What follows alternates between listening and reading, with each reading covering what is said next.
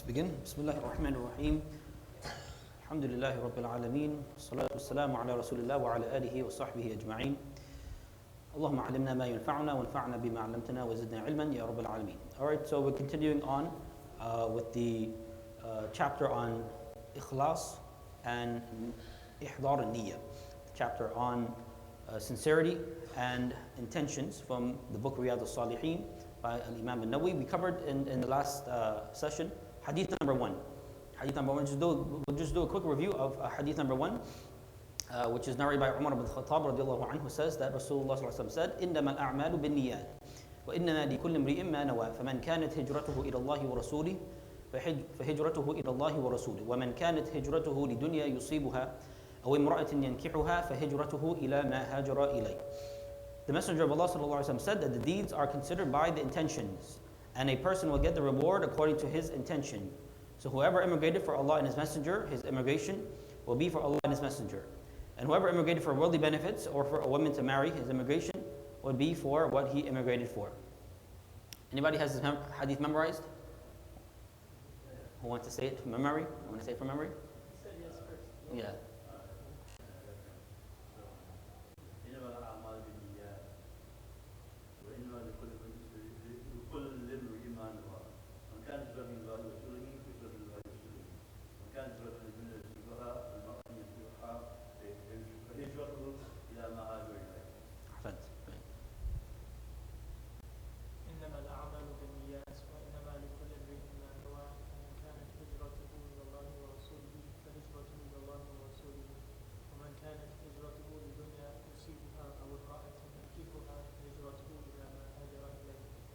Anybody else?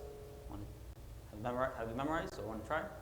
At the very least, right, remember this part, the very first part of the hadith, إِنَّمَا الْأَعْمَالُ بِالنِّيَّاتِ. If you can't remember the whole hadith, at least that part, try to memorize that part. إِنَّمَا الْأَعْمَالُ بِالنِّيَّاتِ. Actions are by intentions, or actions are considered by intentions.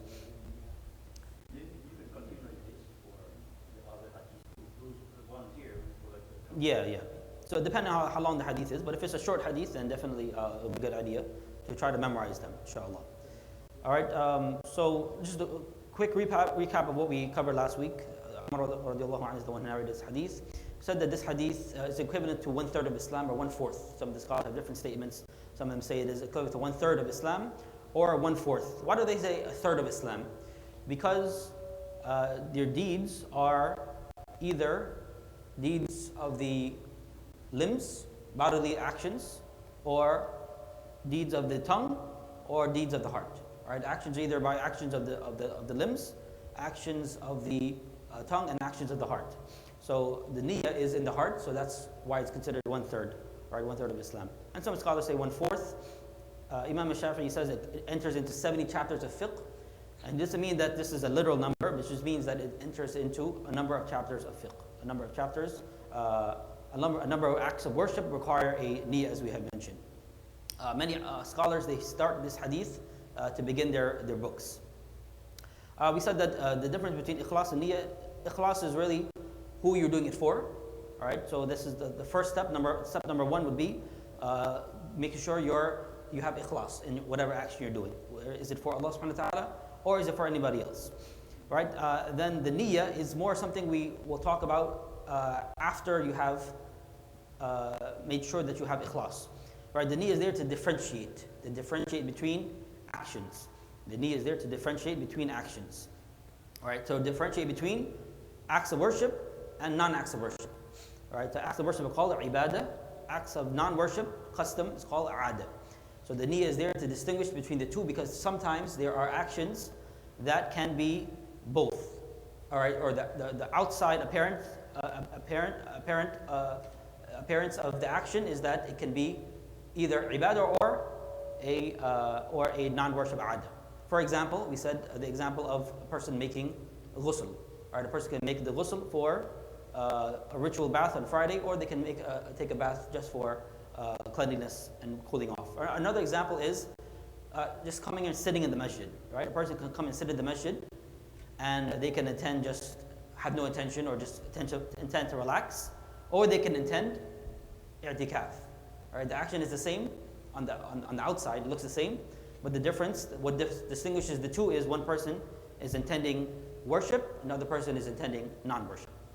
All right, and we have several actions like this. So the niyyah distinguishes between the two. All right, we also talked about the niyyah distinguishes between similar acts of worship. So you have, for example, salah. There are different types of salah. All right, there's fard, there's sunnah, and then there's also within the fard there's dhuhr, asr, maghrib, and so on. So what distinguishes between these different types of salah is the intention. And then we said that the niyyah can change acts of custom into acts of worship. You can do a normal action such as going to work, but if you change your niyyah and you intend by going to work that you are not only just going to work, but you're also doing it to feed your family, to fulfill an obligation of feeding your family, then this becomes an act of worship that you can be rewarded for.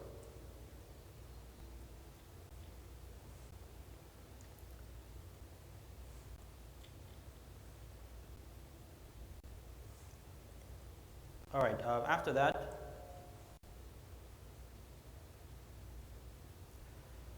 we talked about what actually require a niyyah. So we said not everything. Now, when we talk about niyyah or what actually require a niyyah, we're talking about a formal declaration in your mind. All right, what actions require a formal declaration in your mind? We said not all actions require that. What actions require formal declaration in your mind? Are actions, ibadah that resembles aada, as we said, like a ritual bath versus a normal bath. So because these two can be confused, or they look the same on the outside, it is the niyyah that distinguishes between the two. So an act like this requires a niyyah for it to be valid. So if you went and took a bath and you didn't have an intention, then that would not be counted as a ritual bath. You need to have an intention, otherwise it will not count as an act of worship. All right, we also said ibadah that resembles other ibadah, such as Salat al-Fajr and Sunnat al-Fajr. So Salat al-Fajr is 2 rak'ats, Sunnat al-Fajr is 2 rak'ats. What distinguishes between the two is your intention. So a person comes in and then they pray that 2 rak'at before the Fajr. If they intended it to be Sunnah, then that will be the intention. And if they intended it for something else, then it would be, if they intended for the fard, then it will be for the fard. So the intention, the niyyah is what distinguishes between the two. All right, we said that based on that, there are some actions that do not require a niyyah, such as what does not resemble aada or ibadah. So any action does not resemble aada or ibadah, then it's not required to have a niyyah. Right, such as actions required to leave off. So where Allah has commanded us, do not do this, do not do that. Right, do not commit zina, do not drink alcohol. Things that we're required to leave off, or things that we're required to remove, like najasa, impurities. You're required to remove impurities from your clothes. Do you need to have an intention? No, you don't need to have an intention, because these are things that you're required to stay away from. All right, dhikr, recitation of Quran. These, a person makes dhikr, that cannot be confused with anything else. Right, a person saying astaghfirullah, that there is no equivalent to that in non-worship, and there's no equivalent to that in any other act of worship. So that doesn't require a specific formal intention. Right, when we say require intention, meaning a formal intention in your mind that I'm intending to do this. You don't need to do that for dhikr or recitation of Quran. All right, things like repaying debts. When you owe a debt, you don't need to make a formal intention in your heart to repay that debt, which means that somebody else can repay your debt for you, even if you don't have that intention. Actions of the heart don't require intention. All right, we said also that there are certain actions that your intention might not be a choice, such as actions done under duress. You're not accountable for those. Right? Somebody forced you to do something, you didn't have the intention to do it, somebody forced you to do it, not accountable. Actions done due to forgetfulness, some person forgot and they did something, then they're not accountable because they didn't have an intention to do that action. Or action due to mistake. Due to a mistake, then this is also not held accountable. And this is based on the hadith in which Rasulullah says, إِنَّ اللَّهَ تَجَاوَزَ عَنْ أُمَّتِي الْخَطَأ وَالنِّسْيَانِ وَمَا اسْتُكْرِهُ عَلَيْهِ. That Allah has overlooked for my ummah action done due to mistake, والنسيان, forgetfulness, وَمَا اسْتُكْرِهُ عَلَيْهِ, and what they have been forced to do under duress. All right, then we also talked about ruling on multiple intentions. A person has multiple the intentions. It's called tashriqun niyyah, sharing intentions. All right, so ikhlas is a condition for any intention. Any act you do must be done only for Allah subhanahu wa ta'ala. All right, and the sign of ikhlas, as we said, is that you do that action the same, public or private. It doesn't change. All right, so you're praying salah, your salah is going to be the same length, whether you are in private or you're in public. It's not going to change. It's not going to be longer when you're in public versus shorter when you're in private. It's going to be the same. This is the sign of ikhlas, sign of sincerity. The opposite of sincerity is riyad. This is when you perform an action for somebody other than Allah, for the sake of someone other than Allah. All right, now what happens if a person intends an action for other than Allah? I'm praying not for Allah subhanahu wa ta'ala, I'm praying so that this person can see me. This is, right off the bat, it is rejected. Right? And this is pure riyah, and this is rejected. But what happens if a person intended 50-50? The reason I'm praying is for Allah, the other half is for that person to see me. It's also rejected. Right? And this is based on the hadith Qudsi, in which Allah Azza wa Jalla says, أَنَا أَغْنَى الشُّرَكَاءَ عَنِ الشِّرْكِ, that I am the one who is most free of having any partner, in need of having any partner. So whoever does something and they associate in that action with Allah subhanahu wa ta'ala, then Allah will say, تَرَكْتُهُ وَشِرْكَهُ, I will leave him and his shirk. So if you do an action and it's 50-50 or it's 90-10, right? Or it's 60-40, no matter what the percentage is, if it's not purely 100% for Allah, then that action will be rejected. All right, what about actions done for Allah but for a dunya reason? So for example, a person is going to make wudu, but it's also very hot. It's a very hot day, and they want to cool off as well. This is acceptable, but the reward will be proportional to their intention. All right, the reward will be proportional to your intention. So the person who does that act of wudu only for Allah subhanahu wa ta'ala, no other reason, then their reward will be higher than the person who did it but also wanted to cool off. Not that it's not allowed, but the reward is not the same. All right? Or for example, a person coming to the masjid only to offer the salah, versus a person coming to the masjid to offer the salah but also to meet with friends. All right? Their intention is different, so they're not going to have the same reward. Right? It's not going to be the same as the one who intended only to come for the salah. But that person who intended to come for the salah, but also to meet up with friends, the action is not going to be rejected, but the reward is not going to be the same. All right, and then we said that the reason this hadith, Rasulullah said this statement, is that there was a man who migrated to Medina, but he did not do so for Allah and His Messenger. He did so to marry a woman. And this woman was named Qais, and so they called him Muhajir Qais. All right, the meaning of the hadith, إِنَّمَا الْأَعْمَالُ بِالنِّيَّاتِ, actions are only valid by intentions. So if you don't have an intention, then the action will be invalid. All right, we talked about the difference between the first and second statement. إِنَّمَا الْأَعْمَالُ بِالنِّيَّاتِ, this is talking about actions, whether they're accepted or not accepted. وَإِنَّمَا لِكُلِّ امْرِئٍ مَّا نَوَىٰ, and everyone will have what they intended. This is referring to the rewards that are based on those actions. All right, now we talked about the ruling on hijrah for worldly reasons. A person migrates to a different land to marry somebody, or they migrate to a different land to take on a different job, or for business or trade. All of this we said is permissible. Right? It is permissible to do so. And the reason why it seems blameworthy in the hadith is because that man who made that hijrah, he made it seem as though he was doing it for Allah and His Messenger, when in reality he was doing it to marry a woman. All right, so this is a summary of what we covered in the last hadith. We move on to hadith number 2. Anybody have any questions on what we covered in the previous, before we move on? Yeah. What if someone has that dual intention it's talking about? Yeah. During the action, they correct the intention, or only for the sake of Allah? You didn't get the... So the intended, and so somebody has a dual intention. Is that they intended for Allah and somebody else's sake, or are you talking about? Yeah, let's say for Salah. Yeah. To impress someone and for Allah. Okay, so somebody had to begin that action, they had a dual intention, and then somewhere through the action they realized their mistake. So at that point they would make tawbah. They would make tawbah for that. Well, obviously you would make it in the salah, but after the salah you make tawbah, and inshallah Allah will accept that action if they realize their error. All right, inshallah. But of course that will be up to the will of Allah subhanahu wa ta'ala. But inshallah, the person will have to renew their intention. First of all, they have to renew their intention. Step number 1, renew their intention and seek forgiveness for associating Allah with other than Allah in that action. And inshallah, then Allah will accept that action if they have done those steps. All right, hadith number 2.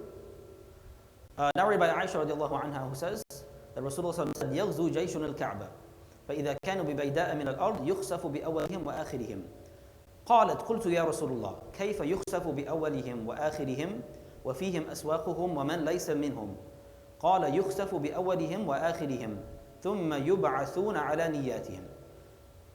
Aisha radiallahu anha narrates that Rasulullah said, an army will raid the Kaaba, and when it reaches a desert land, all of them will be swallowed up by the earth.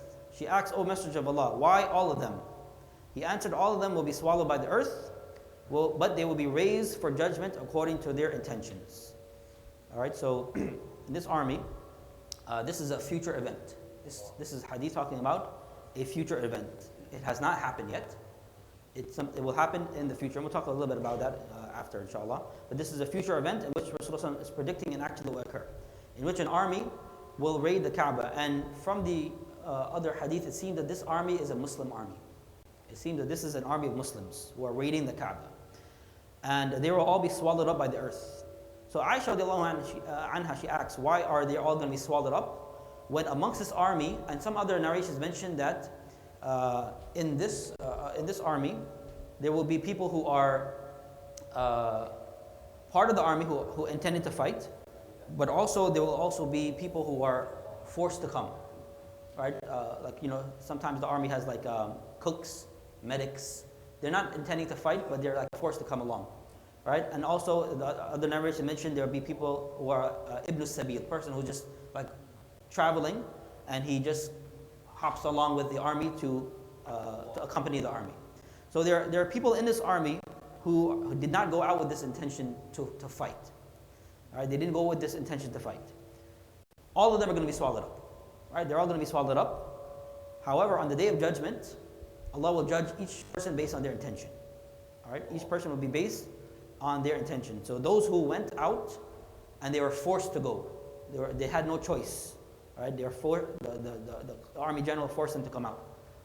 All right, those people will be resurrected based on their intention. All right, those people who went and they didn't know where the army was going. Maybe they were just traveling with the army. They had no clue what the army was doing. They're going to be swallowed up with the army, but they will be raised up according to their intention. All right, and those, of course, who went out intending to destroy the Kaaba, then they will have what they deserve. All right, let's talk a little bit about the Kaaba. How many times was the Kaaba built? Anyone? How many times was the Kaaba built? Huh? More than that. So when we talk about built, talk about built and rebuilt. Built or rebuilt? 3. Okay, 4. Anybody else? So at least 4 times. At least 4 times, possibly a 5th time. Right? At least a 4th time, possibly a 5th time. All right, of course, the first time is with Ibrahim and Ismail. This is mentioned in the Quran. وَإِذْ يَرْفَعُ إِبْرَاهِيمُ الْقَوَاعِدَ مِنَ الْبَيْتِ وَإِسْمَاعِيلُ رَبَّنَا تَقَبَّلْ مِنَّا إِنَّكَ أَنْتَ السَّمِيعُ الْعَلِيمُ. Right, so Allah says, and when Ibrahim ﷺ raised the foundations of the house along with his son Ismail. All right, so they built the Kaaba, Ibrahim and Ismail, and this is mentioned explicitly in the Quran. All right, the second time it was built, or before that, there's some scholars who say that before Ibrahim built the Kaaba, Adam ﷺ actually built it first. There are some scholars who say this, that it was Adam or even the angels who built it first before Ibrahim ﷺ built the Kaaba. All right, so there's some scholars who say that either Adam or the angels, they built the Kaaba, because Allah says in Surah Al-Imran, "Inna awwala baytin wudi'a lin-nas lalladhi bi Bakkata mubarak." That the very first house, meaning house of worship, that was placed for the people was the one in Bakka or Mecca, known as Mecca. So the Kaaba was the very first house of worship. Ibrahim ﷺ came, a little bit later on. So it would make sense that the Kaaba was built before that, at the hands of Adam ﷺ or the angels. So there's some scholars who say that the Kaaba was built by Adam ﷺ based on the verse that Allah says that it is the very first house of worship that was built, or the angels built it. And we know that above the Kaaba, there's also a house in the heavens that the angels do very similar to what we do, which is making tawaf, which is called, anybody know what it's called? The house is called? Baytul Ma'mur. Baytul Ma'mur. And they say that it's directly above the Kaaba. So if you go all the way above, and you keep going up into the heavens, you will reach the Baytul Ma'mur, which is in the heavens, which is the angels they worship.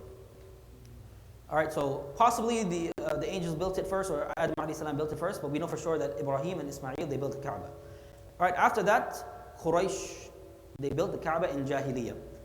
This was during the lifetime of Rasulullah sallallahu alaihi wasallam, but before the nubuwwah, before he became a prophet or received the message.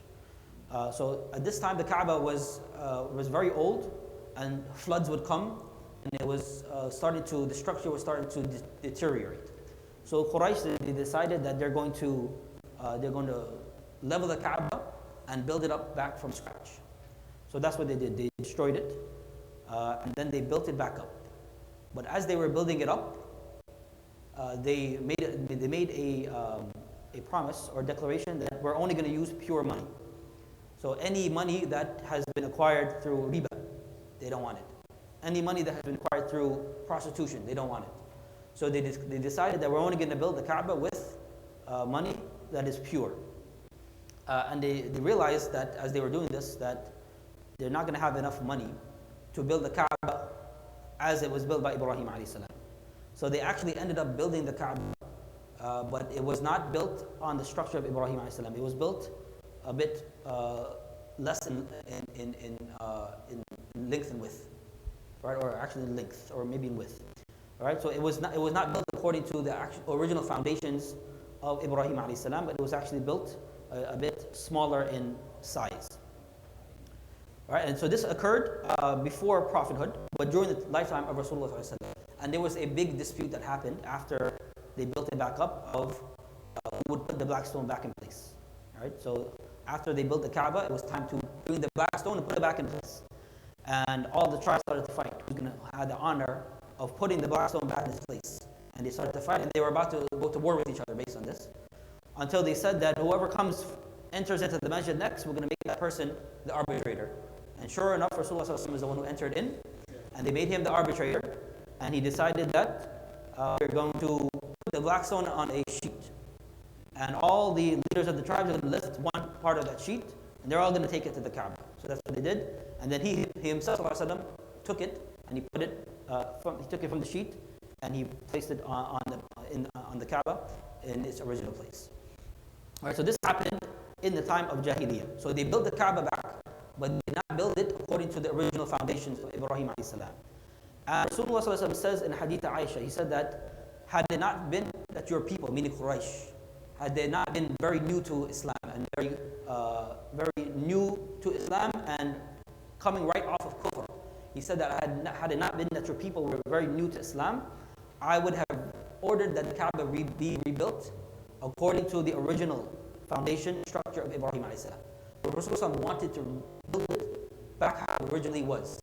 But he was afraid, not afraid, but he did not want to stir up the people, because they are very new to Islam, and this is an action might cause doubt in their hearts.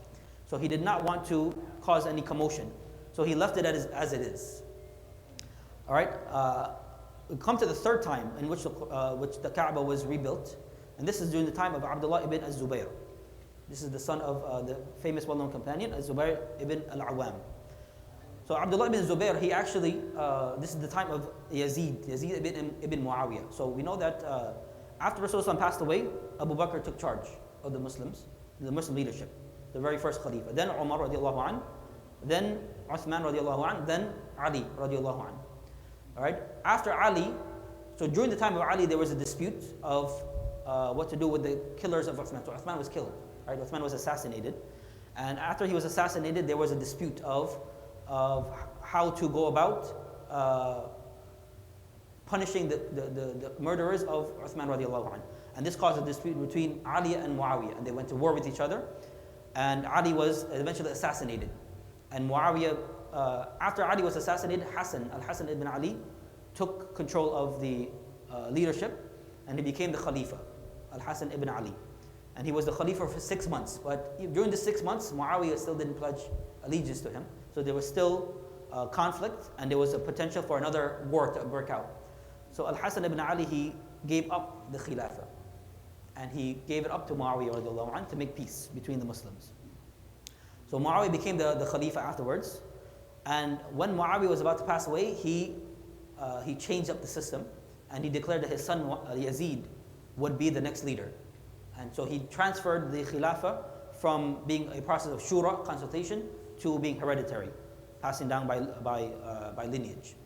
So he's the first person who did that. So he declared his son Yazid to be the next leader of the Muslims. When Yazid became the leader of the Muslims, there were most of the Ummah, they pledged allegiance to him, but there were notable people who did not pledge allegiance.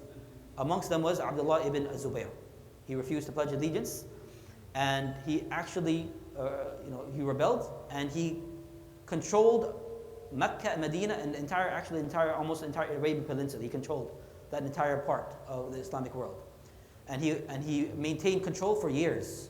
For years, he was the de facto ruler of Mecca and Medina and the entire area called Al-Hijaz, while Yazid was in charge of Sham and other places. So the Islamic world was split during this time.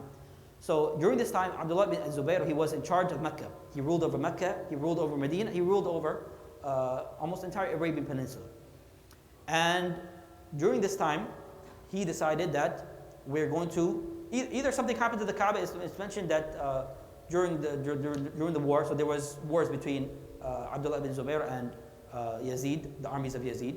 It's mentioned that the Kaaba was subject to attacks. So it's possible that the Kaaba was damaged, or he just wanted to rebuild it.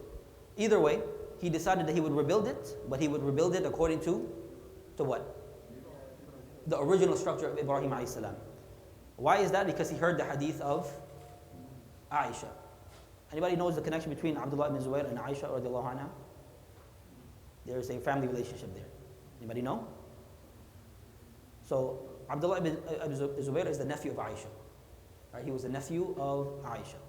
Aisha, her sister is Asma, and Asma was the mother of Abdullah ibn Zubayr. So they were very close, and Abdullah ibn Zubayr was the nephew of Aisha. So he heard this hadith from her, right? Because Rasulullah told her that had your people not been new to Islam, I would have rebuilt the Kaaba according to the foundations of Ibrahim alayhi salam.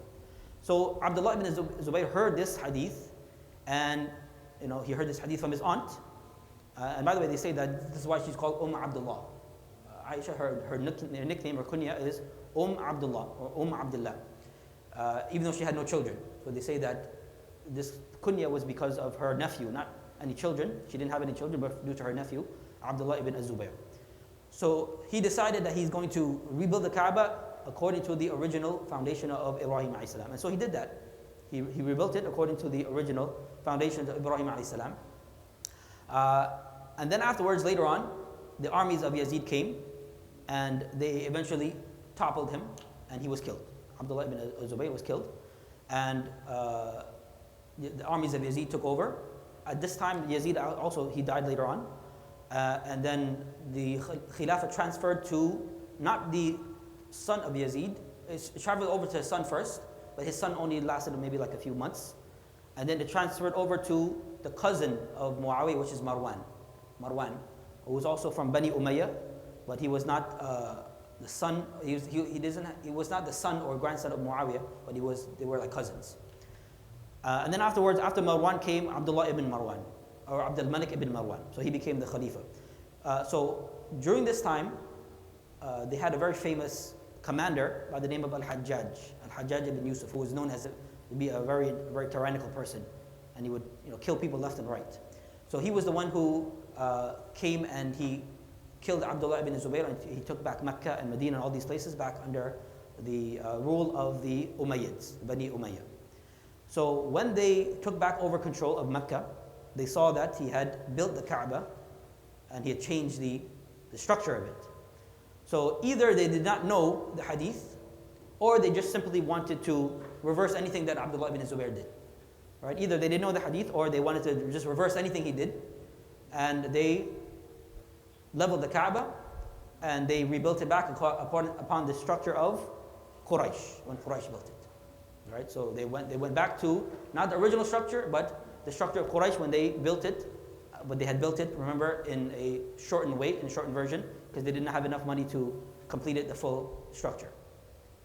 All right, so this was, so they rebuilt it again during the time of Al-Hajjaj, and this is during the era of Abdul Malik ibn Marwan.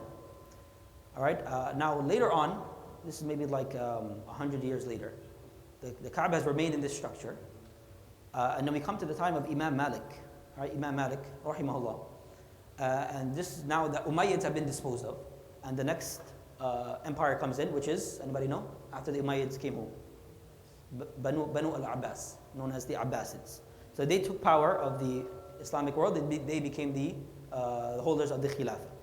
So it was during this period, under the rule of Harun al-Rashid, that he came to know of the hadith of Aisha, which is that Rasulullah wanted to rebuild the Kaaba according to the original structure of Ibrahim alayhi salam. So he came to know this hadith, and he wanted to level the Kaaba and rebuild it back on how it was originally built during the time of Ibrahim alayhi salam. So he wrote to Imam Malik, and he asked Imam Malik, what should we do? Should we rebuild the Kaaba, or should we leave it how it is? So what did Imam Malik say?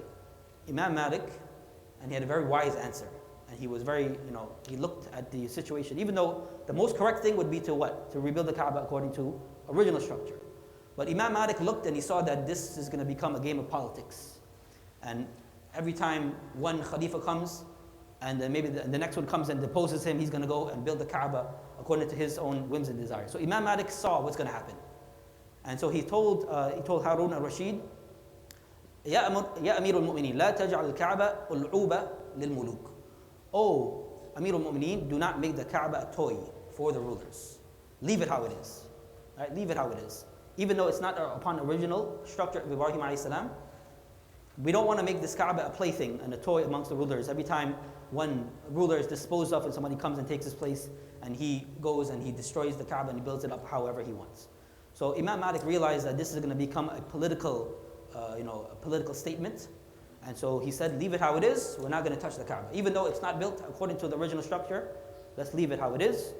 And since that day, the Kaaba has been according to this structure of how it was rebuilt during the time of Al-Hajjaj, based on the structure of Quraysh.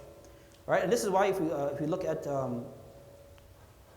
if you look at the screen, right, we have a 3D of the Kaaba. You have this part here, right? This is the semicircle. Right? They call this Hijr Ismail, or it's also called Al-Hatim. Right?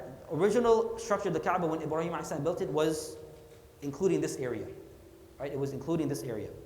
Right? This semicircle was included, and the Kaaba also had two doors when it was originally built by Ibrahim a.s. It had two doors, and it came all the way up to this part here, including this semicircle.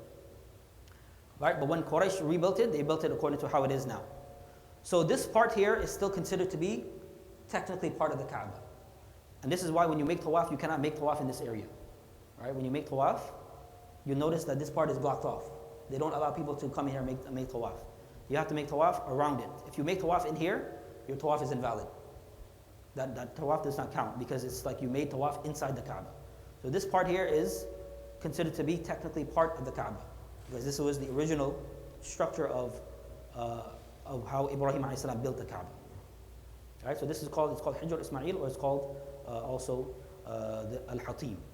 And it is considered to be part of the Kaaba. So you cannot make tawaf in here. And if you pray here, it's considered as if you're praying inside of the Kaaba.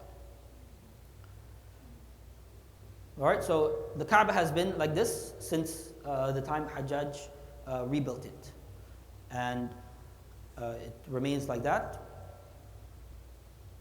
And tawaf and worship has been continuous.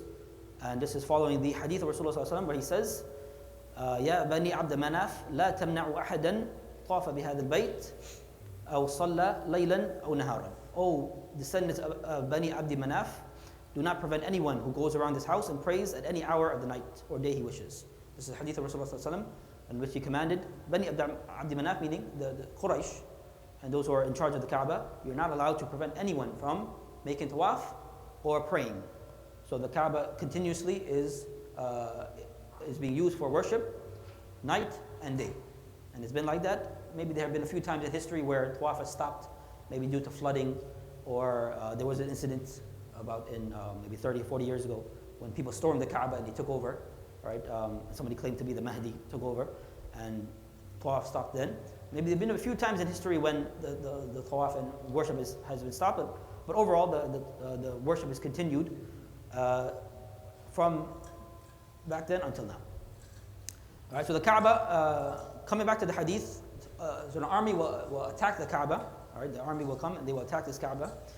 All right, as a hadith, an army will raid the Kaaba. When it reaches a desert land, all of them will be swallowed up by the earth. And Aisha asks then afterwards, what will be the status of all these people? Even though some of these people did not intend to be part of this army. And Rasulullah said that they will all be swallowed up, but they will be raised according to their intention. They will be raised according to their intention. All right, so the Kaaba will not be destroyed. Before this army can reach, the earth will swallow them all up. All right, who is this army? All right, who is this army? And why are they attacking the Kaaba? So this is an event that's going to occur in the future, and it is very likely. We can't make any firm statements, but it's very likely, based on other hadith, that this army is attacking the Kaaba or raiding the Kaaba because of an individual known as Imam Al-Mahdi. Right? Imam Al-Mahdi, which is a figure that will come towards the end of time, and he will come at a time when the Muslims are very weak and divided, and he will unite the Muslims and he will return Islam back to the glory that it had originally. All right, so this is a person known as Imam Al-Mahdi, and he's not gonna come. He's not gonna just appear and everyone follows him right away. His affair will start off secretly, so he will be recognized at the very beginning only by a few people, and slowly people will begin to recognize him and slowly give allegiance to him. Right, and then once his affair becomes known, then whoever is the rulers at the time, they will see him as a threat and they will try to eliminate him. And so he will take refuge in the Kaaba. He will go and he will take refuge in the Kaaba, and at this point an army will be sent to basically eliminate him, and then it is this army that will be swallowed up by the earth. There's a hadith in Sunan Abi Dawood, all right, which mentions this event, which the Prophet says disagreement will occur at the death of a Khalifa. The hadith mentions Khalifa, but it could also mean just a ruler. It doesn't necessarily mean the Khalifa of the Muslims. It could also mean a ruler, or whoever's in charge at that time. So disagreement will occur at the death of a Khalifa, and a man of the people of Medina will come flying forth to Mecca. This is referring to Imam Al-Mahdi. And some of the people of Mecca will come to him, bring him out against his will. So he will not want to take this pledge of allegiance. He will be resistant, right? Either because he doesn't know that he's the Mahdi, right, or because he doesn't feel the time is right. But he will not be, just willing to accept it at the very beginning. It will have to be forced. They will force him to take the pledge of allegiance. So some of the people of Mecca will come to him, bring him out against his will, and swear allegiance to him between the corner and the maqam. The corner meaning the Rukn al-Yamani, the Yemeni corner, and the maqam of Ibrahim alayhi salam. Right? If you go back to 3D model, right?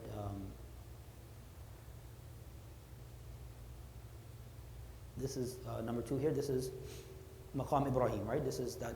It's a gold-looking structure, right? And the Yemeni corner is somewhere on the other side. I think it's here. This is Al-Hajar al-Aswad, and I believe on the other side, somewhere around on the other side is the Yemeni corner. So somewhere around this area, he will take the pledge. He will take the pledge of allegiance. And an expeditionary force will be sent against him from Syria, but will be swallowed up in the desert between Mecca and Medina. This is referring to what's referred to in the hadith we mentioned. So when the people see that, the eminent saints of Syria and the best people of Iraq will come and swear allegiance to him between the corner and the maqam. And at this point he will take the general allegiance of all the Muslims, and he will become the unified leader of all the Muslims, and unify all the Muslims, and return Islam to its original glory and izzah. All right, so at this time the Kaaba will not be destroyed, but later on, towards the very end of time, right, towards the very end of time, amongst the very last things that will occur before the commencement of the hour will be that the Kaaba will be destroyed. And this comes in a hadith in which Rasulullah says that a man by the name of, or called Dhu as-Suwayqatayn, and he's from Habasha. He's from Habasha. He will come and he will destroy the Kaaba. Right? And this will be one of the very, very last signs at the end of time. And at this point, there will be no more Hajj. Hajj will be finished, and the Kaaba will be then destroyed. by this man called Dhu as-Suwayqatayn. Alright, so this will be more towards the very end of time. But this hadith that we mentioned will also be one of the, towards the end of time, but not towards the very end of time. Alright, so if you go back to the original hadith, alright, that an army will raid the Kaaba. When it reaches a desert land, all of them will be swallowed up by the earth. Alright, so this is the army that's coming to try to eliminate and kill Imam al-Mahdi. And once they come to a desert land, they will be swallowed up by the earth. Those in this army, depending on their intention, they will be raised according to their intention. Right? And this is why Imam An-Nawawi is mentioning this hadith, because at the end of this hadith, in which Rasulullah says that they will be يُبْعَثُونَ عَلَى نِيَّاتِهِمْ. They will be raised according to their intentions. Alright, so we see from this hadith that punishment in this life can occur to even a righteous person if he dwells amongst evildoers.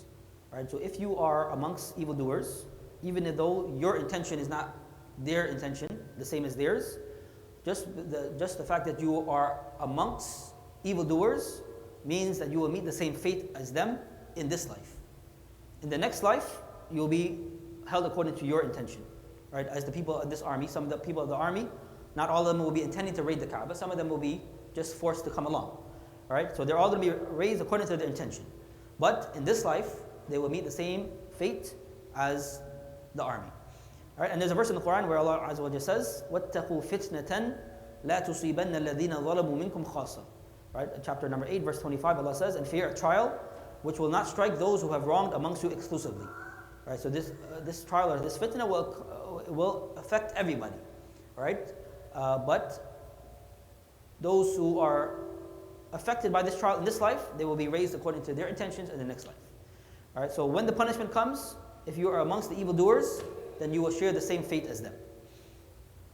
But in the next life, it will be according to your intention.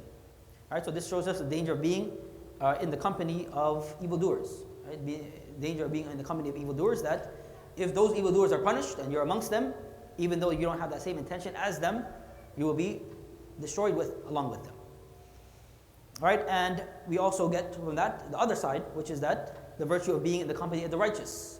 Right? Even if a person is not amongst the righteous, or he's not counted amongst the righteous, just merely being in their company is something very virtuous. And Rasulullah says, "Hadith hum al-qawm la yashqa bihim jalisuhum." They are people who, meaning the people of virtue and people of righteousness. They are people who, even if somebody associates with them, and he's not from them, he's not from amongst them, he's not righteous like them, but just by being in their company, he will not be miserable. He will not be miserable. Hum al-qawm la yashqa bihim jalisuhum. These are people, the righteous people, that whoever mixes with them, even if he's not righteous like them, he will not be miserable. He will attain the virtue that they attain just by being in their company. All right, we see another example of that is the dog mentioned in Surah Al-Kahf. Right? A dog is not is an animal that is considered to be impure. Right? It's an impure animal. If a saliva of the dog gets on you, you need to wash 7 times, one time with dirt.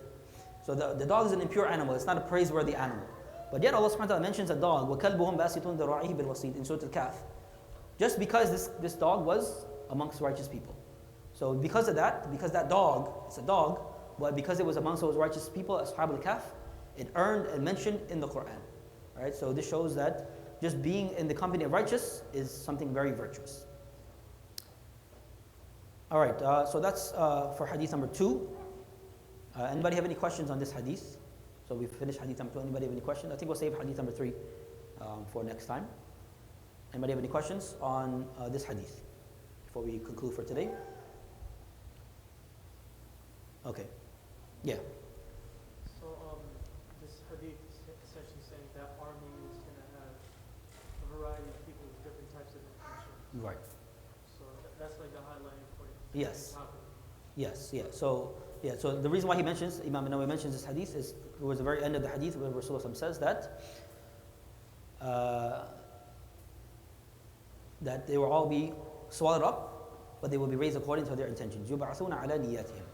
All right. And some other narration mentioned that amongst his army will be people who did intend to raid the Kaaba, but amongst them also be people who are forced to come out. people who were forced, they didn't have a choice to come out. And amongst them will also be Ibn Sabil, a person who was just traveling, and he happened to accompany the army. So maybe he didn't know where they were going, right? Maybe he didn't know where they were going.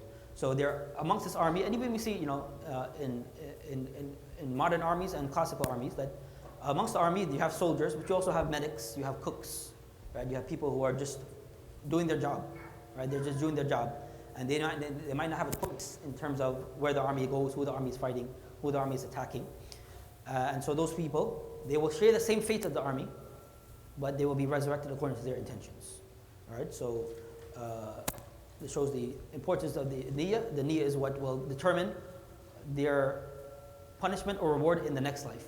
Even though in this life, just because they associated with that army, they will share the same fate as that army. Allahu A'lam. All right, so inshallah we will conclude with that. So we have snacks, refreshments provided. The refreshments have been provided by Brother Roshan for today. So we thank him. We say Jazakallah khairan to him. And all those who have provided refreshments in previous sessions, we also express thanks to those who provided refreshments in the past, and those who will provide refreshments as well in the future. Jazakumullah khairan.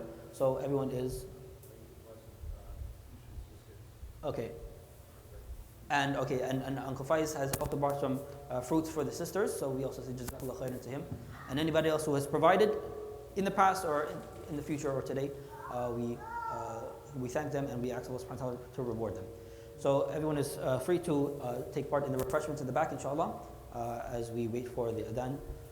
أقول قولي هذا واستغفر الله لي ولكم فاستغفروه إنه هو الغفور الرحيم وصلى الله وسلم وبارك على سيدنا محمد والحمد لله رب العالمين.